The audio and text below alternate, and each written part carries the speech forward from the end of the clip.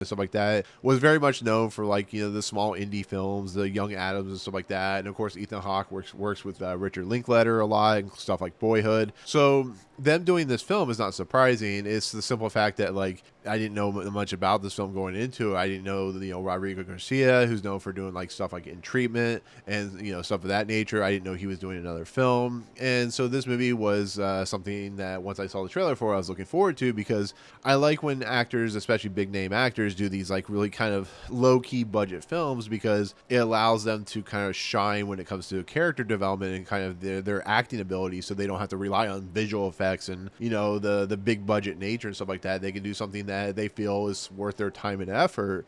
And on top of that, I like Ethan Hawke. I love Ewan McGregor. Sophie Okonedo is really good. Maribel Verdú was, of course, in E2 Mama Tommy N, which was a great, fantastic film, which I think it's great that she's, still acting. And so with that said, that leads to what's my honest review of this movie. And so my honest review is, I really enjoyed this movie. I really did. It's not what you would call the most upbeat movie of the year. It's very much a downer. It deals with the abusive nature of how parents can be, how they can manipulate their children, how the children can be physically and mentally affected by it. It brings to light some really uncomfortable stuff about their parents and about, the nature of their childhood. And it's very much a character study about two individuals that dealt with a lot of crap and how it affected them, as they grew up. You see, of course, like Ethan Hawke's character, who is, like I said, more free willing and more kind of a wild child in a lot of respects. He's still like, he has no children. He has no family of any nature, which Ethan Hawke doesn't either, Ewan McGregor doesn't either. But he's a guy that can, pick up the random woman and date her and go, on a date and like have sex that night and just kind of, move on. He's like the Joey of this world. And, it's the same thing with Ewan McGregor's character, who is just more of like the button-up character who just sees things in a different light, sees things in a more restrictive light. And as this movie plays along, you see these two characters that seem kind of surface level have really deep and interesting characterization that is brought about through Rodrigo Garcia's screenplay. Really is telling and really shows you that, you might see like surface level stuff of people but the underlying stuff and the kind of underlying nature of who they are may be something that they keep locked up and you don't really hear about.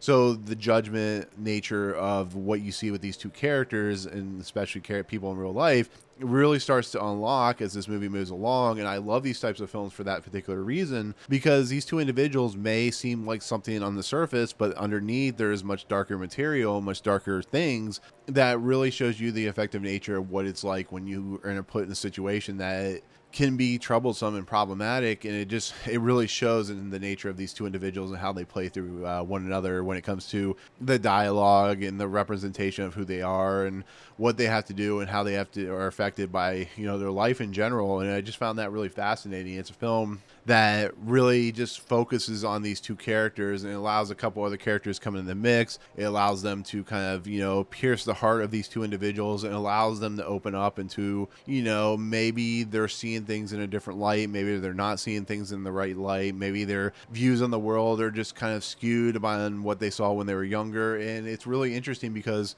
you watch a movie like, for instance, The Big Chill, when the main character, the focus of the entire movie, as of course, died, and you see how these characters kind of open up as the movie moves along, and you see how they just kind of everything kind of boils out. And then, like I said, this movie comes to an eventual conclusion where you realize that these characters are completely different than what they were in the beginning, and then you just see the kind of opening of the onion, I guess you could say. And that's really what I really enjoyed about this movie. And like I said, and when it comes to people like, Maribel Verdú and Sophie Okonedo, they really bring out an interesting kind of concept about a different worldview of these two guys' father and how that plays out. So you start seeing different sides, and I really like how that is portrayed. And once again, Rodrigo Garcia, who hasn't done what I would call a lot of films, but the films he has worked on have been interesting kind of character studies. And once again, if you look at something like In Treatment, you can kind of get that point of view. And I think he does a really nice job. It's a very, what I would call just very simple, very quiet movie, but it has two great performances that I really feel deliver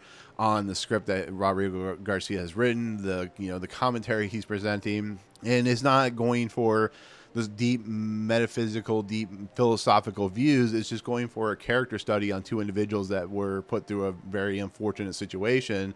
And as the movie plays along, you see that unfortunate situation boil and bubble up. And then, you see how it affects the world around him and the characters around him. So, but yeah, I mean, that's kind of the movie in a nutshell. It's what I would call just a very low key, very, quiet movie with a lot of interesting ideas and concepts in it. It is once again directed very well. It's acted very well. It's a movie that, will show up on Apple TV Plus and people will enjoy it and watch it. But once again, it's not going to be like an Oscar play movie. It's just going to be a movie with really interesting characters and some interesting kind of commentary, and that's kind of where it leaves it. So I really enjoyed it. I really had, a good time with it, even though it's a very sad movie, very, uncomfortable at times movie, but I think it works in a lot of respects just from Ethan